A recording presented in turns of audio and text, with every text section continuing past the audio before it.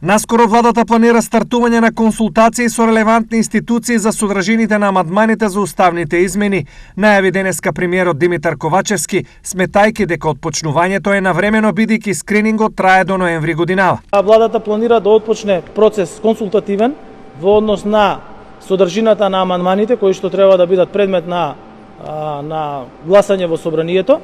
Тој процес ќе започне преку јавна дискусија со заинтересираните страни во државата, тука пред се мислам на академијата, бизнис заедницата, невладините организации и на другите институции. За премиерот нема дилеми дека Македонија продолжува на својот европски пат и ова е прва од мноштвото одлуки кои престојат за усугласување на македонското со европското законодавство. Извесно е дека Северна Македонија ќе го продолжи својот европски пат.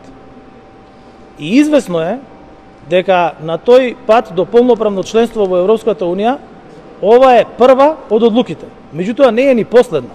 Ќе има голем број на тешки одлуки кои што собранието низ политички консензус ќе треба да ги носи.